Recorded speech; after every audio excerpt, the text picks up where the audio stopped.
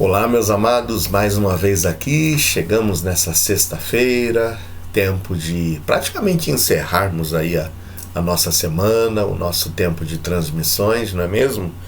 E é uma bênção poder tê-lo aqui conosco, mais uma vez reunido, aí disposto a orarmos, a louvarmos ao Senhor, como acabamos de entoar esse último cântico, né? Adore ao Senhor Jesus. Mas muito mais ainda estudarmos a sua palavra.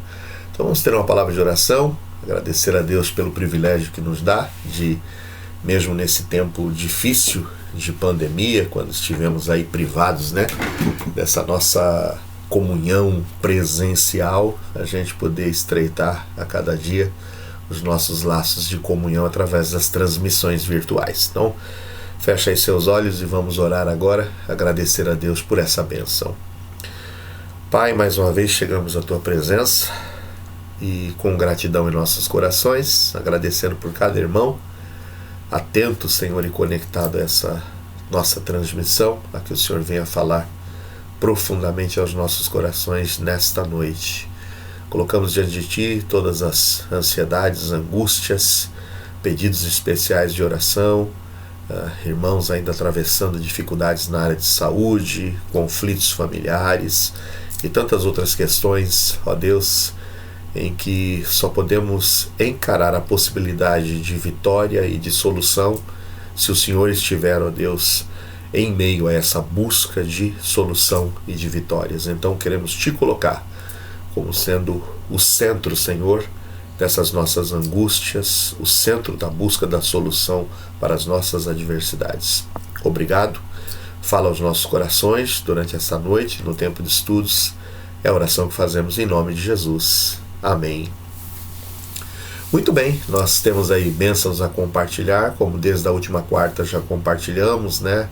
A alta hospitalar lá da Dona Ivanir, a melhora da mãe do nosso irmão Douglas, bem como também a alta hospitalar do Lucas. Então queremos colocar diante de Deus toda essa nossa gratidão.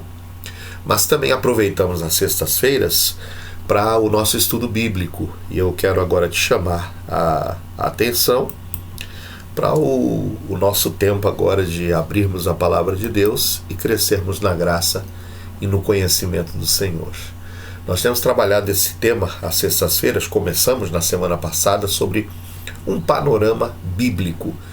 A nossa intenção nesse panorama bíblico é a que nós possamos compreender como é que se dá no decorrer da história a graça de Deus, a manifestação da graça de Deus, trazendo, outorgando aos homens a salvação.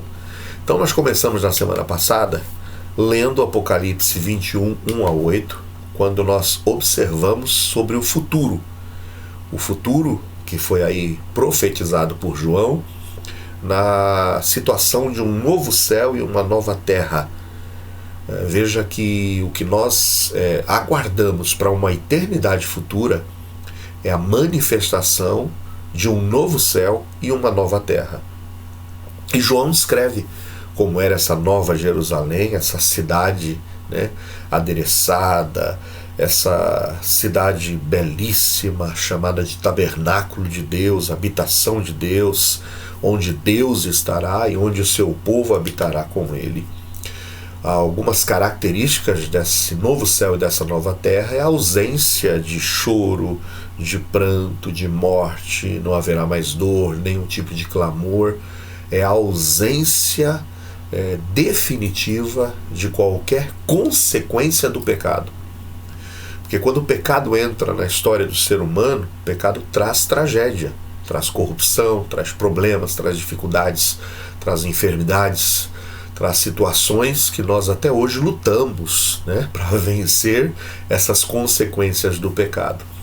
Mas ao que tudo indica, e a certeza e a segurança que nós temos, ao vermos aqui esse texto bíblico revelado para nós, é que com a aniquilação da ação do diabo, porque ele será lançado no lago de fogo e enxofre, com a impossibilidade mais da atuação dele, tentando, provocando, oprimindo o ser humano, e com a separação também, como já vimos, de todos aqueles que rejeitaram ao Senhor Jesus, só resta agora Deus, o seu povo, ou seja, aqueles que decidiram-se em passar a eternidade com Deus, e Jesus Cristo e a felicidade completa, tá bom? Então nós começamos a ver exatamente isso na semana passada, que quem vencer herdará todas as coisas, eu serei o seu Deus, ele será meu filho. E nós vimos então qual seria o destino daqueles que rejeitam o plano redentor e a graça de Deus durante todas as épocas e todos os tempos. Os tímidos, ou seja, aqueles que não tiveram a coragem de assumir a sua decisão, porque deixaram Deus de lado, pensando em outras coisas muito mais proveitosas, segundo a concepção dessas pessoas, né? Aos incrédulos, ou seja, aqueles que rejeitaram de uma vez mesmo, incrédulos é porque não creram. Aos abomináveis, aos homicidas, aos que se prostituem, aos feiticeiros, aos idólatras e a todos os mentirosos, a sua parte será no lago que arde com fogo e enxofre, que é a segunda morte. Então nós temos aqui, na eternidade futura, dois destinos sendo aí, na realidade, sacramentados. Aqueles que estarão com Deus, com Cristo, gozando de um novo céu e de uma nova terra, e aqueles que serão condenados definitivamente a serem lançados no lago de fogo e enxofre, que é considerado essa segunda morte, tá bom? Então, esse é o destino, essa é a eternidade futura. E nós começamos a destacar então, na sexta-feira passada, a partir do versículo 1, essa realidade, novo céu e nova terra. Esse é um dos destinos, tá bom? O novo céu e a nova terra, lugar onde não haverá mais pranto, nem lágrimas, nem morte, nem qualquer outro tipo de sofrimento, e onde não entrará nesse novo céu e nessa nova terra nada que contamine ou que cometa abominação e mentira. Note a ausência definitiva de qualquer ação e consequência do pecado. E só entrarão nessa realidade, nessa eternidade futura, de novo céu e de nova terra, aqueles que estão inscritos no livro da vida do Cordeiro. Então, na semana passada, nós vimos que o novo céu e a nova terra é o destino daqueles que estão com os seus nomes inscritos no livro da vida do Cordeiro. O que determina a entrada de alguém nesse futuro glorioso é o fato de ter o seu nome inscrito no livro da vida do Cordeiro. Já vimos que esse Cordeiro é a conotação de Jesus Cristo, o perfeito Filho de Deus, que quando João Batista viu-o aproximando-se dele, disse: eis aí o Cordeiro de Deus, que tira o pecado do mundo. E nós vimos então essa realidade do livro da vida do Cordeiro, que é chamado, tá bom, como livro da vida do Cordeiro, e que será aberto e será aí revelado os seus nomes no futuro. É claro que você precisa ter a convicção e a certeza absoluta de que seu nome está lá. O meu nome está lá. O seu nome precisa estar lá. Isso depende da decisão que a gente toma em vida. Mas veja que um dia, definitivamente, essa lista será fechada nesse que é o último julgamento. O último julgamento, chamado julgamento do trono branco. Nesse dia do juízo, veja que todos que passaram pela história humana, em todas as épocas, serão então ressuscitados para estarem diante do trono de Jesus. E veja, mortos, grandes, pequenos, que estavam diante de Deus, abriram-se os livros e abriu-se o outro livro, que é o da vida. E aí o que acontece? Aquele que não foi achado nesse livro da vida foi lançado no lago de fogo e enxofre. A condição, como nós chamamos, sine qua non, ou a condição sem a qual alguém jamais entrará na presença de Deus para gozar de novo céu e nova terra, a condição é ter o seu nome escrito no livro da vida. E na semana passada eu perguntei: você tem certeza que o teu nome já está lá escrito? Porque não é você que escreve o seu nome lá através de boas obras, através de religiosidade ou de qualquer outra ação que você acha que seja suficiente para justificar-se diante de Deus, para exigir de Deus que o teu nome esteja lá por tuas ações e tuas atitudes. Mas nós sabemos que nós só podemos ter o nosso nome escrito no livro da vida pelo sangue de Jesus Cristo. Esse livro, o teu nome, o meu nome, foi escrito com o sangue de Cristo. Preciso crer nele, realmente como sendo o meu Salvador. Arrepender-me dos meus pecados e entregar a minha vida a Ele. Vimos então que o novo céu e essa nova terra, que é esse lugar de gozo, é o destino daqueles que creram. No entanto, há um segundo destino, que é o lago de fogo, local destinado ao diabo. Veja, o diabo que os enganava foi lançado no lago de fogo, enxofre, onde já estão a besta e o falso profeta, e de dia e de noite serão atormentados por quanto tempo? Para sempre, por toda a eternidade. Então essa é a condenação. Há um outro destino. O primeiro destino é novo céu e nova terra, para aqueles que creram, que têm os seus nomes escritos no livro da vida e que gozarão a eternidade na presença de Deus, de Jesus, do seu Santo Espírito. O outro destino é o destino onde Deus não está lá, mas onde quem estará lá é o diabo, é o falso profeta, é a besta, e será o destino para ser atormentado por todos sempre para aquele que rejeitar a Cristo, para aquele que rejeitou o plano e a graça de Deus manifestada durante toda a história humana. Então note, tem o seu nome no livro da vida, vai passar a eternidade em novo céu e nova terra. Não tem o seu nome escrito no livro da vida, passará a eternidade onde? No lago de fogo e enxofre, junto com o diabo e junto com os seus anjos. A gente tem nessa revelação de Jesus Cristo, em Mateus 25, quando ele diz: aqueles que estiverem à sua esquerda, apartai-vos de mim, malditos, para o fogo eterno, que foi preparado para o diabo e seus anjos. E, em contrapartida, dirá o rei aos que estiverem à sua direita: vinde, benditos de meu Pai, possui por herança o reino que vos está preparado desde a fundação do mundo. Então esses são os dois destinos. O que determina se você estará no novo céu e na nova terra, ou se você estará no lago de fogo e enxofre, é ter o seu nome escrito, inscrito no livro da vida do Cordeiro, tá bom? O livro é o que determina qual será o seu destino. Não tem o seu nome escrito no livro da vida, seu destino, infelizmente, será a condenação eterna, o lago de fogo e enxofre.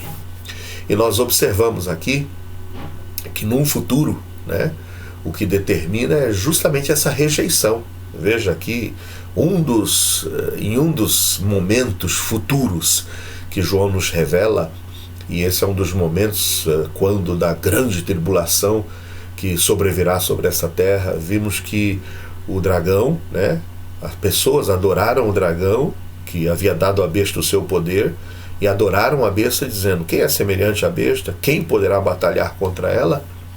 Então nós vemos que num futuro, diante da grande tribulação, pessoas adorarão ao diabo, pessoas adorarão ao anticristo, pessoas adorarão aos enviados de Satanás.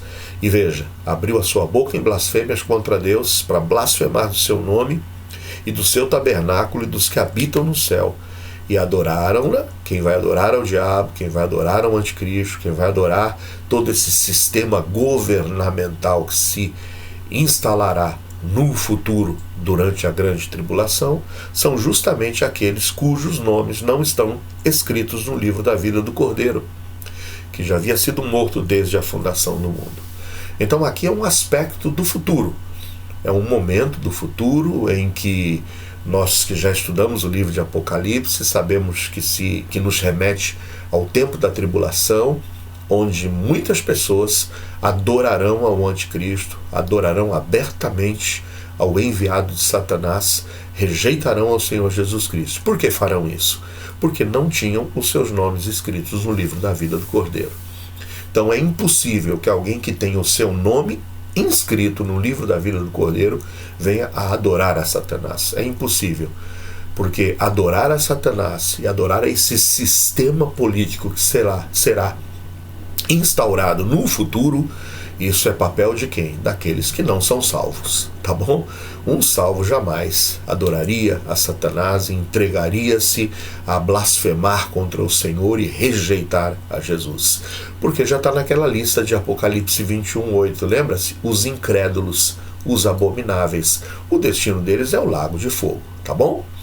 Então, o que nós observamos aqui, e na semana passada, na sexta-feira, frisamos para vocês, é o fato de que a morte de Cristo já havia sido determinada por Deus, fazia parte do plano redentor de Deus, desde quando o Senhor lançava os fundamentos dessa terra.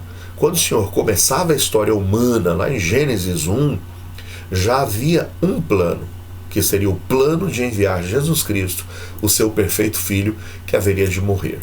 Note, mais uma vez eu quero frisar, aqui quando diz que o Cordeiro foi morto, as pessoas estão com seus nomes escritas no livro da vida do Cordeiro, que foi morto desde a fundação do mundo, eu disse a vocês, isso não significa que o teu nome ou o meu nome já foi escrito desde a fundação do mundo nesse livro.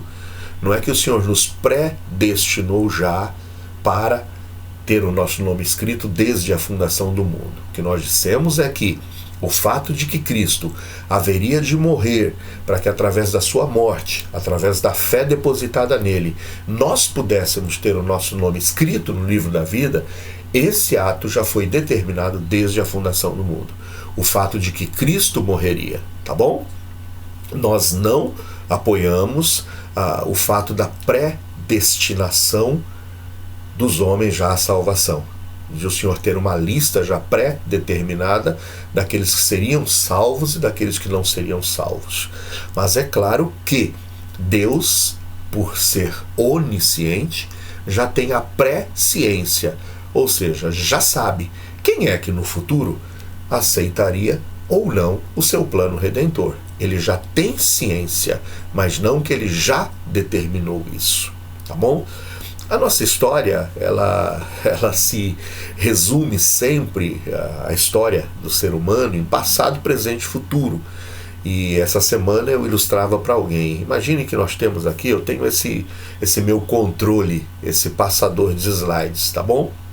Imagine que aqui nós temos o fim da nossa vida, tá bom? Aqui é o fim da tua vida, o dia da tua morte. Aqui é o dia do teu nascimento. A nossa vida é baseada em passado, ou seja, o passado vem desde o dia presente, tudo que vem para trás, e o futuro é do dia do presente, aquilo que a gente ainda não sabe que vai acontecer, e até o dia da nossa morte. Nós não temos conhecimento do futuro, nós só temos conhecimento do presente e daquilo que nos revelaram do nosso passado. Nem todo o nosso passado nós temos conhecimento, porque tem coisas que nós não nos lembramos mais. Mas aquilo que está escrito, determinado, e hoje em dia, né, com as redes sociais, o nosso passado será muito melhor lembrado no futuro, porque o Facebook está aí, as redes sociais estão aí para trazer as memórias, lembra? Olha 1 ano atrás o que você estava fazendo, olha 2, 3, 6 anos atrás o que você estava fazendo, onde você estava nesse determinado dia. São coisas que nós nem mais lembrávamos na nossa memória, mas que as redes sociais nos trazem à luz novamente. Então, o que eu estou querendo dizer com essa ilustração é que nós só temos um conhecimento limitado. Quando eu aproximo esse meu passador de slides dos meus olhos, eu não consigo ver mais o começo nem o fim.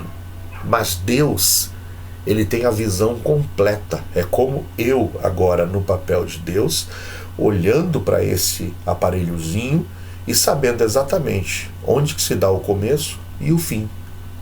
E tudo, tem um conhecimento pleno de tudo que aconteceu desde o dia do meu nascimento até o dia da minha morte. Deus tem esse conhecimento. Isso se chama presciência. Isso se chama onisciência, ou seja, o conhecimento global de tudo. Porque Deus não está limitado por presente, futuro e nem tampouco pelo passado. É por isso que Deus já, de antemão, já sabia quem iria para o lado dele e quem não iria para o lado dele. Tá bom? Isso é presciência, diferente de predestinação. Alguns se apoiam que essa presciência de Deus seria, na realidade, uma predestinação de Deus, onde ele já fez e construiu uma lista lá no passado, determinando quem iria ter o seu nome escrito no livro da vida ou não. Na realidade, a morte de Cristo e a fé nesse sacrifício remidor de Jesus é o que dá a você a possibilidade de ter o seu nome escrito, mas a decisão cabe a você, em crer de fato e entregar-se a Jesus, tá bom? Então, o que acontece? Desde o início da fundação do mundo já foi determinado o plano redentor da parte de Deus.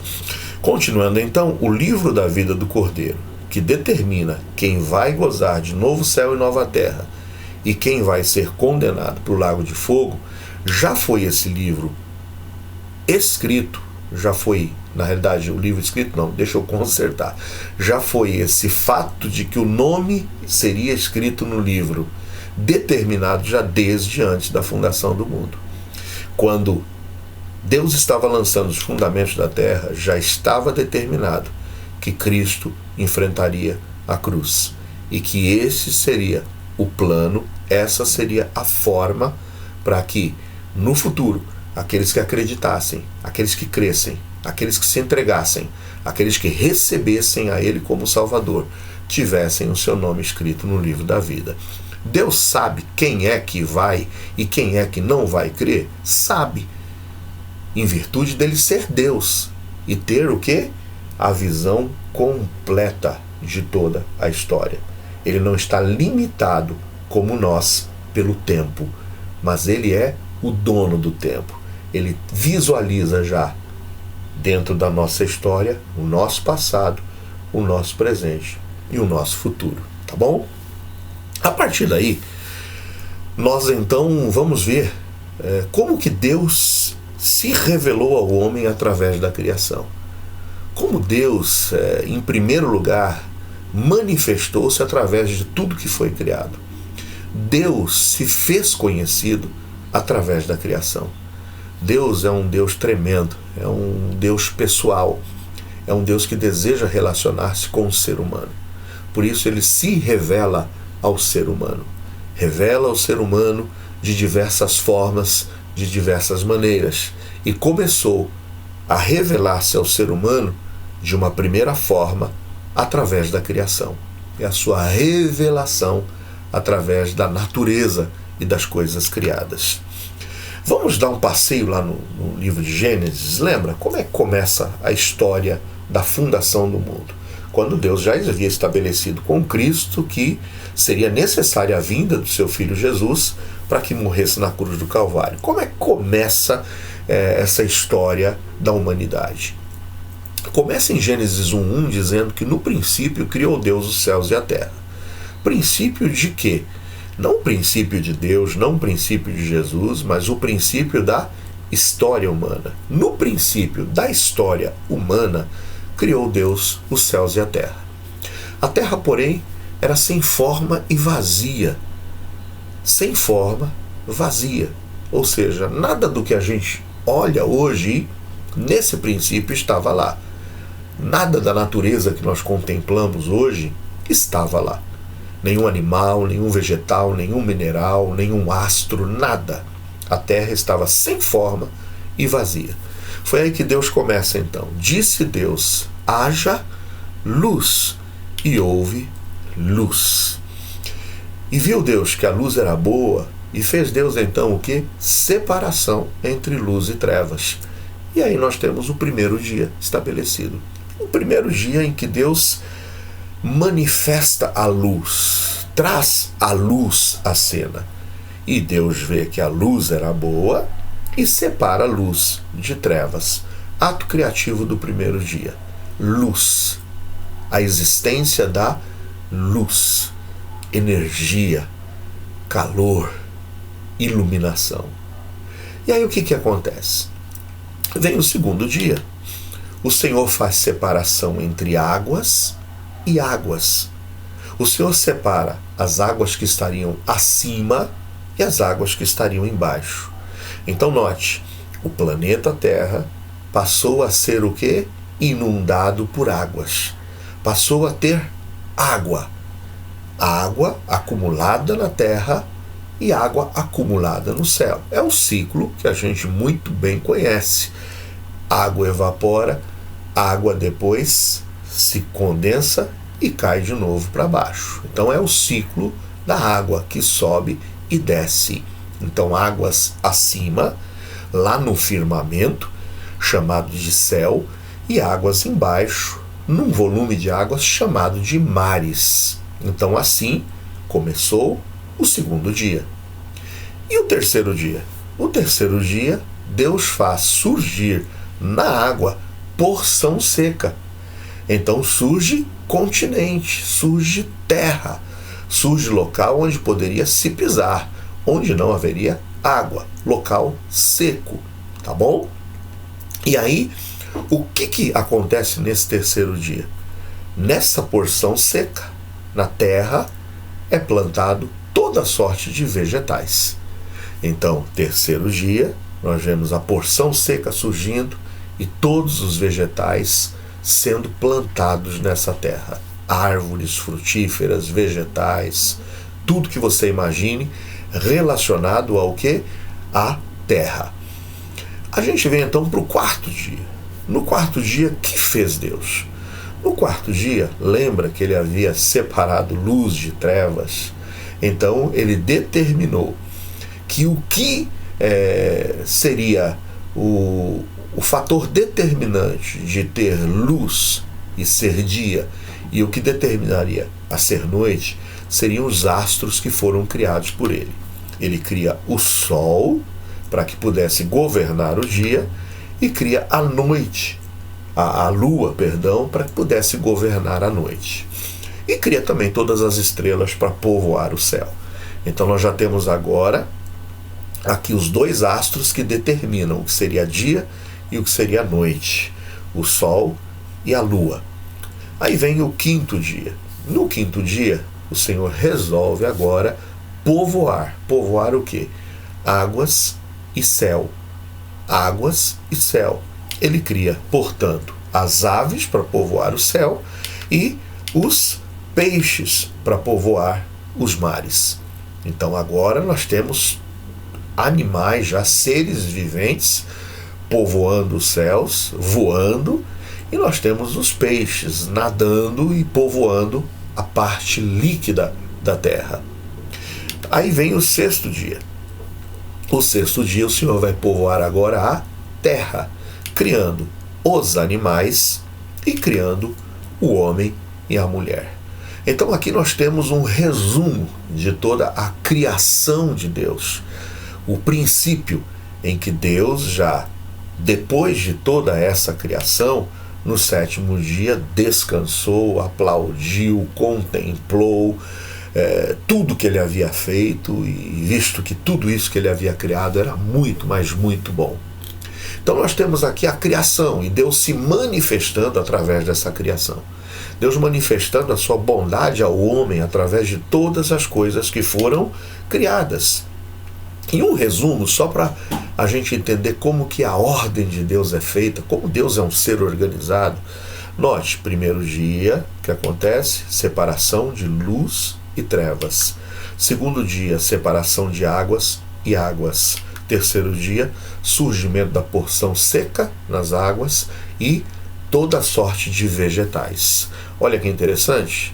Agora, o quarto, o quinto e o sexto dia são uma sequência lógica da criação de Deus. A gente volta no quarto dia com uma relação direta ao que foi feito no primeiro dia. Note, no primeiro dia que Deus fez, separação de luz das trevas. No quarto dia, exatamente o que o Senhor vai fazer é determinar que o sol seria o governante do dia e que a lua seria o governante da noite. A gente vem para o quinto dia e lembra, o que o Senhor fez? Separou águas de águas. O Senhor criou a expansão do céu e a parte de baixo das águas. Que fez o Senhor no quinto dia? Algo lógico. Povoou, portanto, os céus e povoou as águas. E que fez o Senhor no terceiro dia? Havia feito surgir a porção seca na terra, onde ele plantou toda sorte de vegetais. Que faz o Senhor agora no sexto dia? Vai justamente povoar a terra. Povoar a terra com os animais e com a criação do homem e da mulher.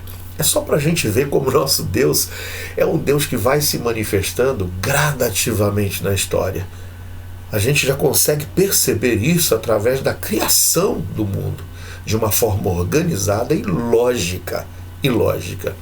Deus vem, então, através da história, manifestando a sua graça. Só de olhar hoje os céus e toda essa ordem da criação de Deus, nós chegaríamos a essa conclusão do salmista no Salmo 19:1. Os céus declaram a glória de Deus e o firmamento anuncia a obra das suas mãos. Não há como olharmos para tudo isso que foi criado e não encontrarmos o pincel de Deus, não encontrarmos a mão, o dedo de Deus em tudo isso que foi criado. O que mais? Em Romanos 1,19 diz que o que de Deus se pode conhecer, neles se manifesta. Por quê? Porque Deus lhe manifestou. Romanos 1,19. Em Romanos 1,20 diz que tudo isso que o Senhor manifestou através das coisas criadas, que são algumas delas até invisíveis, note, as suas coisas invisíveis, desde a criação do mundo, tanto o seu eterno poder como a sua divindade, se entendem e claramente se veem pelas coisas que estão criadas, para que eles fiquem inexcusáveis.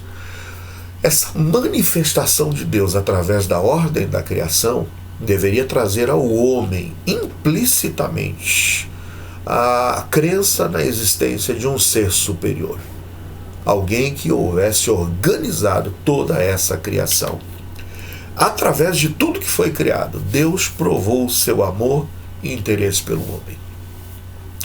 Deus colocou o ar na quantidade certa, a água na quantidade certa, o sol na distância certa, de forma que a temperatura da terra fosse uma temperatura que possibilitasse a existência do homem. Então tudo, sabe, a distância da lua para o controle das marés, tudo isso, a quantidade de oxigênio, foi uma manifestação da graça de Deus e do amor de Deus para com o homem e do interesse que Deus tinha de que o homem pudesse ter uma vida agradável na face dessa terra. E Deus não somente criou esse ambiente propício à existência do ser humano, como também Deus procurou poupar o homem do sofrimento, trazendo advertência para o homem. Deus chega e chama a atenção do homem em Gênesis 2:16 e 17. Ordenou o Senhor Deus ao homem, dizendo: de toda a árvore do jardim comerás livremente, mas da árvore do conhecimento do bem e do mal, dela não comerás. Por quê? Porque no dia em que dela comeres, certamente morrerás. Deus não somente criou um ambiente agradabilíssimo e propício à existência do homem, como Deus quis poupar o homem do sofrimento, advertindo-o: olha, tudo que está aqui, Adão, é para você, é para seu prazer, é para você desfrutar, para você comer, para você se alegrar, para você crescer, para você viver. Eu só te peço uma coisa: não coma da árvore do conhecimento do bem e do mal, porque se você fizer isso, Adão, no dia que você comer, você vai morrer. Então Deus poupou o homem. Isso é amor, isso é graça. Mas o homem não confiou na palavra de Deus e com isso desobedeceu, dando origem ao pecado. O homem que poderia ter feito a boa opção de obedecer, ele resolveu desobedecer. E qual foi o fator que possibilitou ou que culminou na desobediência do homem? A falta de fé. Note que a fé é o que justifica o homem durante toda a história da sua existência. O que faltou a Adão foi fé. Foi confiar na palavra de Deus. foi acreditar de fato que a palavra de Deus era preciosa, valiosa, verdadeira e digna de fé. Mas que fez ele? Duvidou da palavra de Deus. Porque quando ele come do fruto que Deus disse que não poderia comer, ele duvidou. E quando ele duvida da palavra de Deus, é porque faltou-lhe fé na palavra de Deus. Note que a fé vem pelo ouvir, e o ouvir a palavra de Deus é dar crédito à palavra de Deus. E hoje as pessoas se perdem, hoje as pessoas deixam de ter os seus nomes inscritos no livro da vida, também porque lhes falta fé de acreditar na profundidade e na veracidade da palavra de Deus. Portanto, o homem não confia na palavra de Deus e com isso desobedeceu, dando origem ao pecado. E o pecado trouxe consequências para o ser humano. Tristes e duras consequências para o ser humano. Mas a graça de Deus se manifesta. Porque Deus é um Deus de graça, Deus é um Deus de amor, é um Deus de justiça, mas é um Deus de amor também. Ele não poderia agora simplesmente riscar o homem da sua história sem que não lhe desse uma oportunidade de reconciliação. E essa é a ação de Deus durante todo o decorrer da história. É o Deus das oportunidades. É o Deus que dá chance ao homem de se arrepender, de poder voltar atrás, de poder reconstruir, de poder se salvar. Esse é o Deus da graça. E a graça de Deus se manifesta. De que forma a graça de Deus se manifesta? É aí que começa a trajetória da redenção humana. Lembram-se do que está lá em Apocalipse 13:8? Olha, o livro da vida, o fato de que você precisa ter o seu nome escrito no livro da vida para ser salvo, já foi determinado por Deus que esse seria o plano desde quando? Desde a fundação do mundo. É assim que Deus fundou o mundo, Deus estabeleceu o homem e Deus deu o teste ao homem. E quando Deus dá o teste ao homem, o homem fracassa, porque cai diante da tentação, porque duvida da palavra de Deus. E aí que surge o quê? A trajetória do pecado. Então, duas linhas paralelas são construídas. O Senhor desejando salvar os homens, o Senhor desejando restaurar o homem, manifestando a sua graça, e a graça nós vamos ver através dessa linha vermelha. Durante toda a história, a graça de Deus se manifesta. Só que no dia em que o homem resolve e decide desobedecer a Deus, uma linha paralela se cria, que é a linha da trajetória do pecado. Em Romanos 5:12 diz que como por um homem entrou o pecado no mundo, e pelo pecado a morte, assim também a morte passou a todos os homens, por isso que todos pecaram. Essa é a trajetória do pecado. A partir da desobediência de Adão, a morte entra na história do ser humano, e a morte passa a todos os homens. E esse é o indicativo de que todos nós somos pecadores, porque o salário do pecado é a morte. A grande prova de que nós somos pecadores é o fato de que todos nós estamos sujeitos à morte. Não podemos fugir da morte. Não há como. Todo ser humano morre, porque todo ser humano é pecador. A semente do pecado foi lançada a partir da desobediência de Adão, e a trajetória do pecado instaura-se, estabelece-se na história do homem. Então temos a trajetória da redenção e temos paralelamente a trajetória do pecado. Gênesis 3:15, a graça do Senhor se manifesta.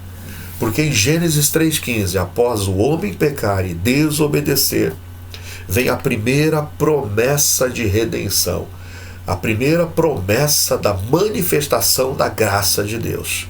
Quando Deus dá uma palavra impositiva à serpente. Quando lá está escrito: porém inimizade entre ti e a mulher, e entre a tua semente e a sua semente. Esta, a semente da mulher, te ferirá a cabeça, embora tu queira ferir-lhe o calcanhar. Então note, vem uma primeira profecia de que da semente da mulher, da descendência da mulher, viria um que pisaria na cabeça da serpente, que pisaria na cabeça de Satanás, embora Satanás mordesse o seu calcanhar. Note que é como se fosse um contragolpe, mas a vitória é certa. Jesus esmagará por definitivo a cabeça de Satanás. Embora Satanás, ferindo-lhe o calcanhar, pensasse que pudesse colocar fim ao plano redentor de Deus. Tentou impedir que Davi se tornasse rei. Tentou impedir que Jesus nascesse. Tentou impedir depois que Jesus vivesse, quando manda um rei mau matar todas as crianças de 2 anos para baixo. Tentou impedir que Jesus fosse até a cruz. Tentou, através de Judas, causar uma traição. Tentou impedir a ressurreição de Jesus. Mas ele tentou, através das suas mordidinhas no calcanhar, impedir a redenção do homem. Mas não foi capaz, porque a tumba não pôde segurar a Jesus. E a Bíblia diz que ao 3º dia ele ressuscitou, ele está vivo, o nosso Redentor vive. Portanto, por mais que o diabo queira impedir, atrapalhar, estorvar o plano de Deus, o destino final de Satanás será ser esmagado e lançado no lago de fogo e enxofre. Então note, uma primeira manifestação da graça de Deus vem através da profecia da vinda do Messias, de um que nasceria da mulher, para que pudesse pisar na cabeça da serpente. Eis então que o homem e a mulher são expulsos do paraíso em virtude do seu pecado, são expulsos do jardim do Éden, e o Senhor ali, através de um simbolismo, acaba trazendo também uma primeira figura do que seria a redenção que viria por intermédio de Jesus. O homem e a mulher tentam cobrir a sua vergonha, porque os seus olhos se abrem, e eles vão lá e tomam folhas de figueira e tentam fazer para si vestidos, aventais, para cobrir a sua vergonha. No entanto, o que acontece? O Senhor diz, não é assim. E Deus vai então e mata um animal. Tira a pele daquele animal e faz para eles roupas de peles de animais. Um primeiro animal precisou ser morto, inocente. O que fez aquele animal para que fosse morto? Nada. Foi um substituto. Derramou o seu sangue para que através da sua morte a pele daquele animal pudesse cobrir o pecado e a vergonha de Adão e Eva. Um primeiro indicativo de que o Cordeiro de Deus, que já foi determinado que seria morto desde a fundação do mundo, viesse um dia verdadeiramente como o perfeito Filho de Deus, como Deus encarnado, para que naquela cruz, inocentemente, pudesse derramar o seu precioso sangue, para também cobrir o teu pecado e o meu pecado. É assim então que em Gênesis 3:21, o animalzinho precisou ser morto. Fez o Senhor Deus a Adão e a sua mulher túnicas de peles e os vestiu. Então vejam, notam como que a trajetória da graça de Deus, concomitantemente com a trajetória do pecado, esse estudo é fascinante. E nós não vamos nos alongar hoje. Queremos torná-lo delicioso, atrativo para você. Por isso, volte na próxima sexta. E nós veremos como é que a graça de Deus continua durante o decorrer da história se manifestando aos homens. E como o pecado, através da corrupção do coração humano, tenta durante o decorrer da história atrapalhar e estorvar os planos de Deus. Mas, louvado seja Deus, o bem vencerá o mal. Cristo, vitorioso, trará para ti e para mim a sua vitória final. você tem já o seu nome inscrito no livro da vida, creia em Jesus como sendo seu Salvador. Pai, muito obrigado por tudo revelado na Tua Palavra, que nos traz paz, que nos traz, ó Deus, a convicção e a certeza da nossa salvação. Visita, Senhor, a cada um dos Teus filhos, trazendo paz, certeza e convicção de que a Tua Palavra é verdadeira. E alcança tantos quantos ainda não se decidiram por Jesus, com a Tua Palavra de salvação. É a oração que fazemos em nome de Jesus. Amém. Vamos nos deliciar com outro hino agora e já voltamos para o nosso último tempo de oração.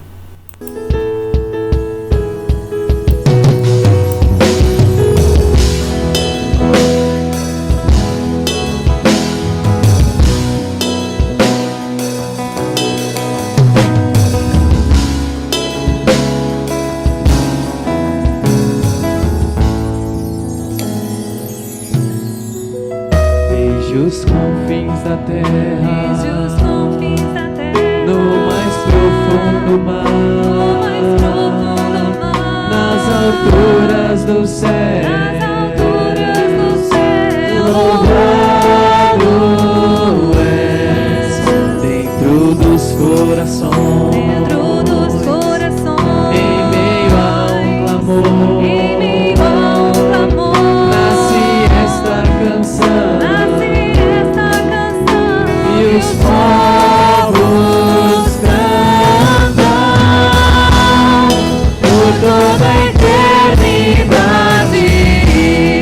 Tu serás adorado, grande Deus, exaltado nas nações, Senhor da criação.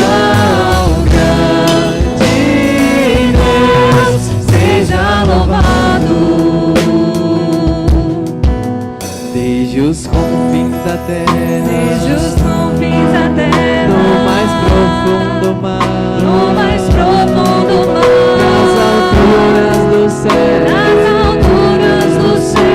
louvado és dentro dos corações,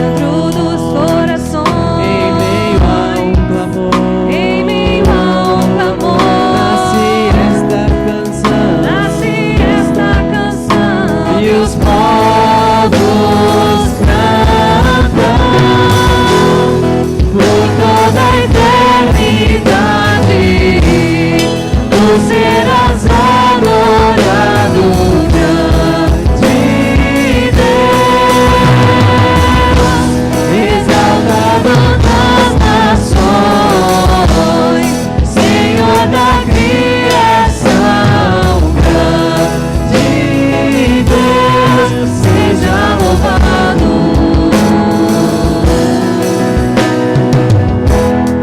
por toda a eternidade. Tu serás adorado, grande Deus, exaltado nas nações, Senhor da criação. Seja louvado, seja louvado,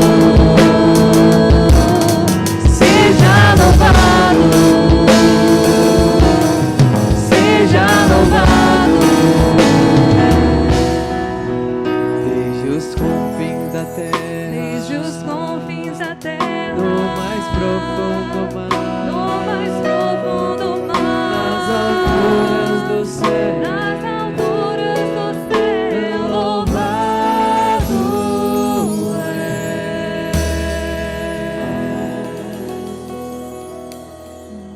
Vamos orar? Muito bem, desde os confins da terra até o mais longínquo, o Senhor será adorado.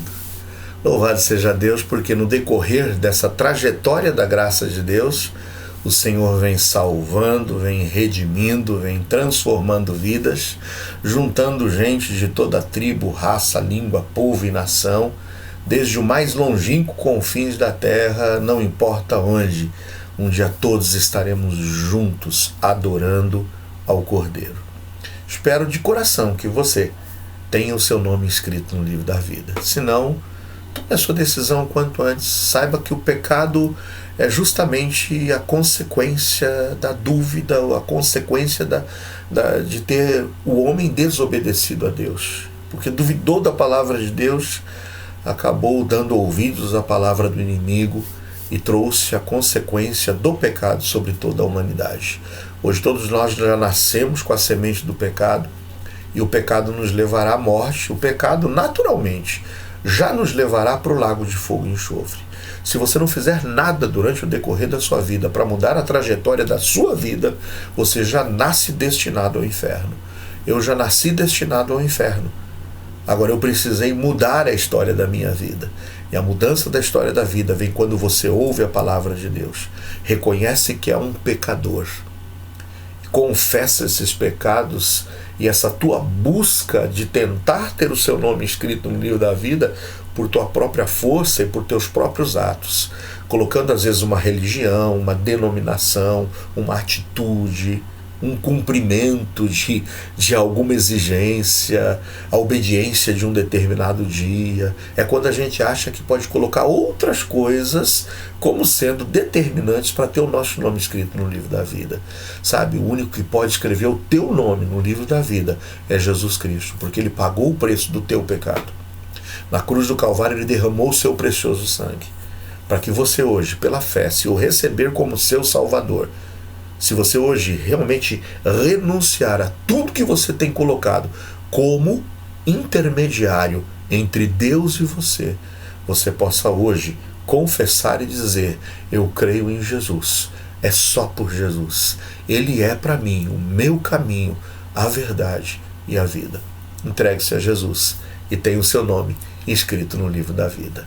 Muito obrigado a você que ficou aqui com a gente, acompanhando esse estudo.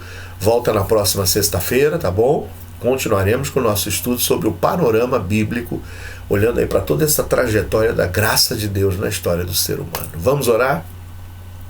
Pai, mais uma vez te agradecemos em nome de Jesus pelo privilégio de podermos, a Deus, estudar com liberdade a Tua palavra. Toca os corações daqueles que ainda não se decidiram por Teu Filho Jesus, a que o façam, e aqueles que já se decidiram, que vivam uma vida, Senhor, que Te agrade. Uma vida, Senhor, em conformidade com os princípios que o Senhor estabeleceu na Sua palavra para a gente. Agradeço, em nome de Jesus. Amém. Valeu, gente! Nos vemos no próximo domingo. Ainda temos aí algumas vagas para o culto de domingo, hein? Eu sei que é Dia dos Pais, eu sei que muitos aí de repente vão ter reunião de família, mas separa lá um tempinho, vai lá cultuar a Deus com a gente. É tão gostoso estar presente lá em comunhão com os irmãos. Então te espero. Liga lá, manda uma mensagenzinha aqui para o 4661-8492, tá bom? E te esperamos no próximo domingo, se Deus assim o permitir. Bye, bye. Tchau, tchau, gente. Nos vemos domingo, se Deus assim o permitir.